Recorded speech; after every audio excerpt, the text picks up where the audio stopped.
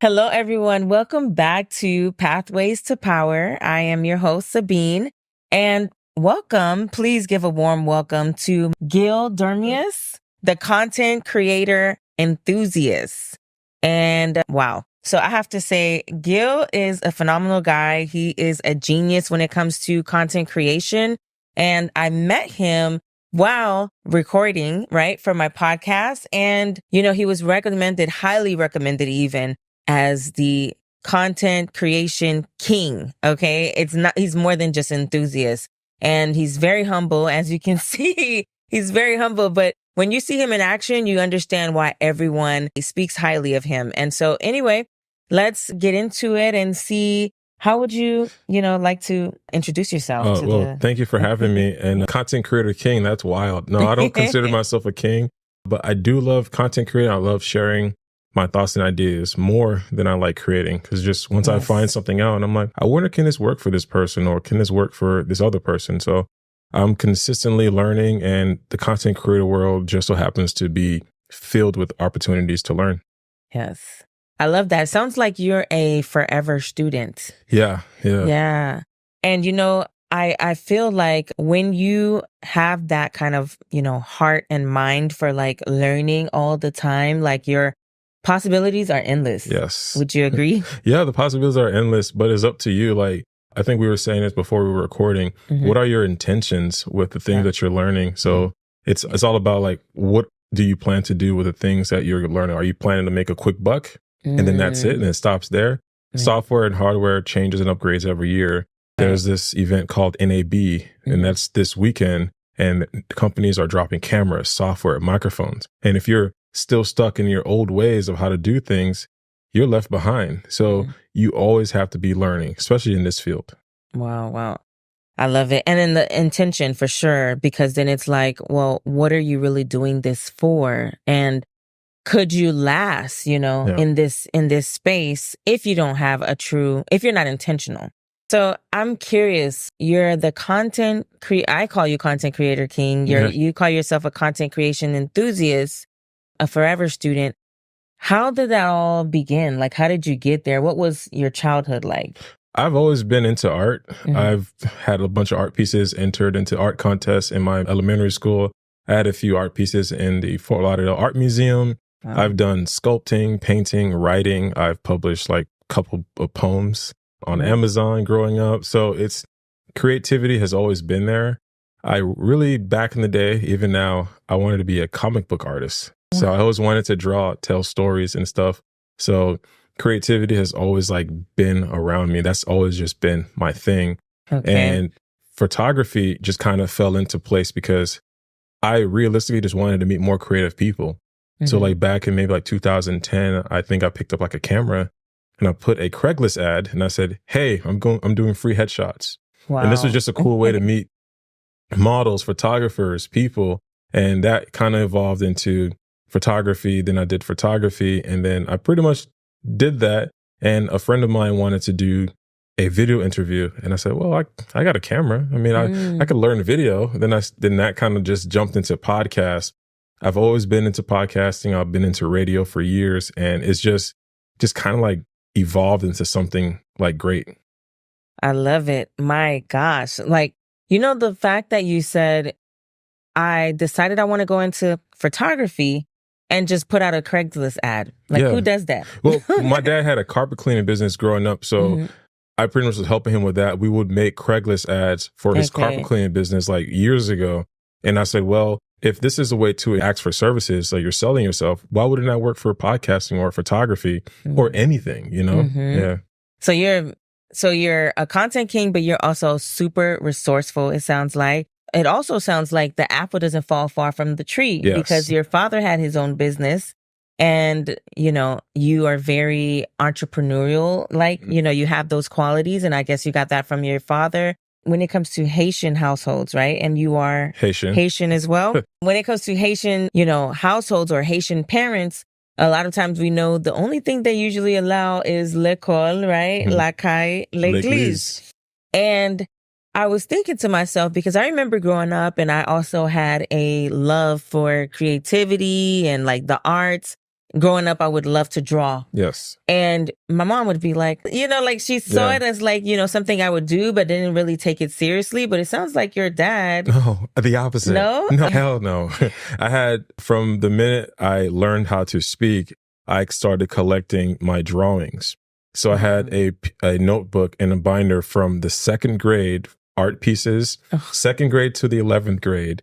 And it was quite literally destroyed by my father once he found my senior year of high school. So we relate in that way. So they did not like art at all. But one way I did find a creative outlet was through the church. I was a youth leader. Right. So I was preaching. I had sermons like written up and stuff like that. So that was a good way for me to express my creative writing, my creative thinking by finding parables and metaphors in the Bible and, through messages through that way. So that was like one way of expressing, my God-given talent, which was creativity.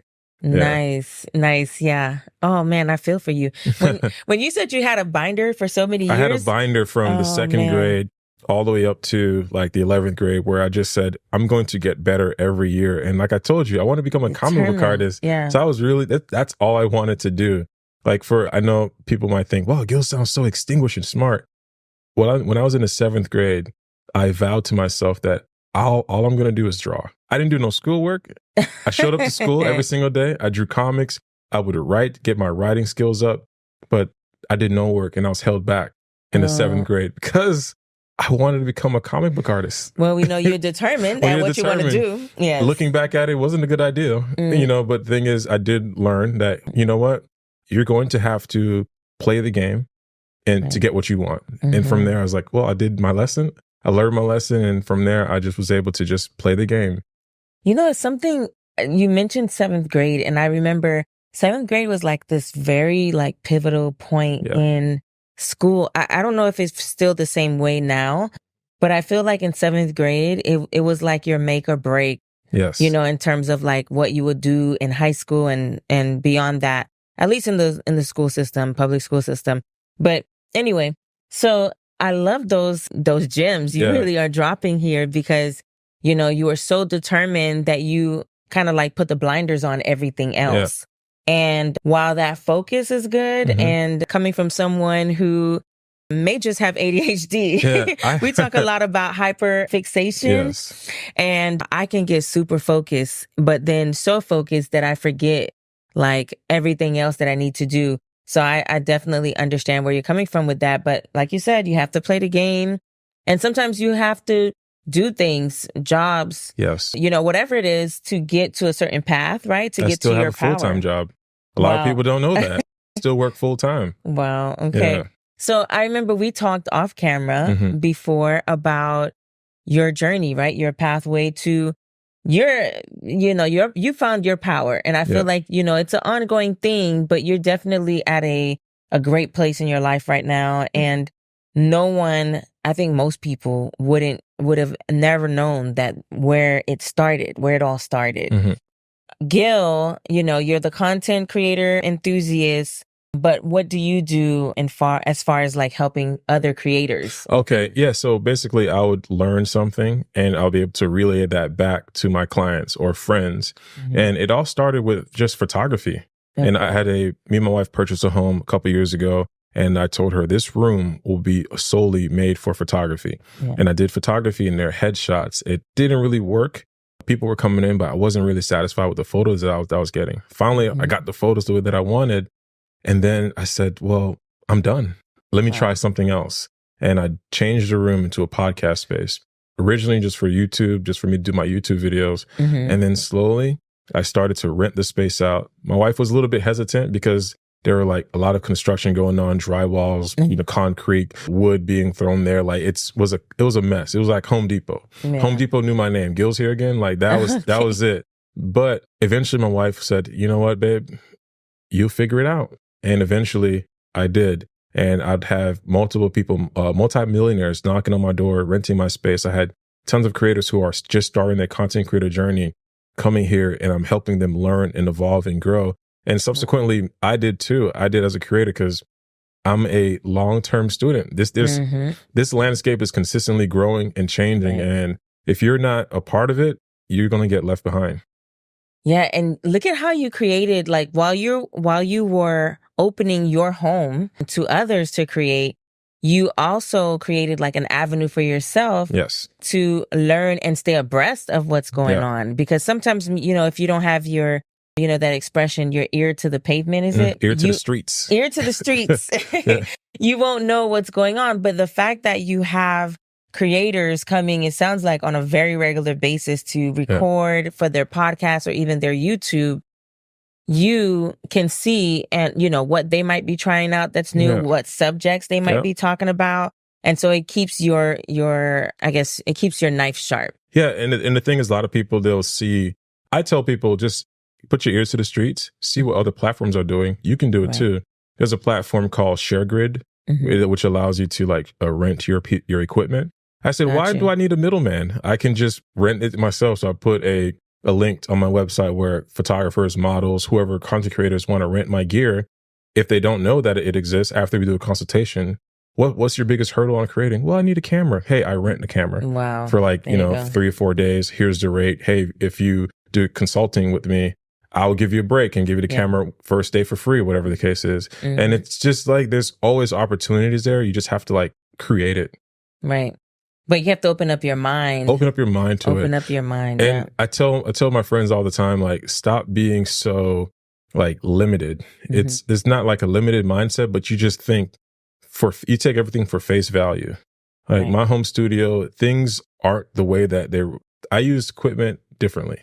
I use equipment the way Guil uses it. I don't use the equipment the way that this company intended. I use it the way I feel like it should work. Okay. Yeah. Oh man, this is so good. You guys are getting such a small portion of the greatness that comes from Guil, but we hopefully will tap into more of that throughout this episode. So we talked about your early influences, what drives you, creativity, and that, church, your experience in church gave you that first early outlet to express yourself, your writing, even parables in the Bible. You were able to kind of, play with those metaphors and ideas with your messages to the youth and youth pastor. I would love to touch on some of the challenges maybe that you had to overcome during your path, to this point. Challenges would just be money. This hobby is expensive, and the thing that ends up happening is you're going to have to learn and make a lot of mistakes. And the beautiful thing is Amazon allows you to return, no restocking fee. Right. So, I hit up Amazon a lot. But the beautiful thing is because I'm able to create, because I have a voice on social media, I don't have a lot of followers, but because I have thoughts and opinions, I'm able to put it out there and have companies actually send me gear. Wow. So I'm able to learn and grow for free. And all I had to do is just say, hey, I wonder what this camera does. Hey, Guil, we see that you have thoughts and ideas on this camera. We'll send it out to you. Okay. So all I got to say is just put your voice out there. It sounds like you created your own lane. And I created my own street, Guil Street. And I don't got to put my ear to it. It's my street. I know who's coming and going. You know who's coming and going. I love it. You're very innovative. Yeah. And that's your secret sauce right there. Yeah. That's your secret sauce. And thank God for it. So this has been amazing to hear about your challenges, your early start. What are some of your influences? Who do you look up to? Tom Buck. Tom Buck? Yeah, Tom Buck. He's this great YouTuber, podcaster. Okay. I really look up to him. He's fantastic. There's a few other creators that I can't really think about right now. There's a lot of writers. One of my favorite books is by James Allen. Okay. As a Man Thinketh. I read that book a lot. It has a little bit of his stoicism aspect to it. Okay. But my favorite creator is Tom Buck. He's inspired me a lot. Just the way that he approaches problems and thinks about things is really inspiring. So he's one of my favorite creators. So check him out on YouTube. Will do. So now what is next for you? What can you envision yourself doing that you haven't already done? I really want to do more workshops. I worked with Handy.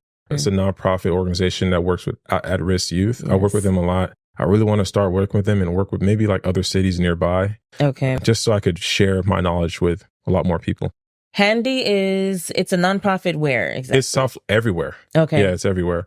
Homes Inc. is their sister company. Alrighty. Well, thank you so much for, joining us today. And, we got a glimpse of Guil right here on the show. But if you would love to learn more about him and his services, if you're in the South Florida area, feel free to hit him up at... I'm everywhere at guildormeus.com or on Instagram. I'm at Guil Dormeus. That's GuilDormeus. Subscribe to my YouTube channel. I share, inspire, and I create on there talking about all things content creating. It's youtube.com/Guil Dormeus. All right.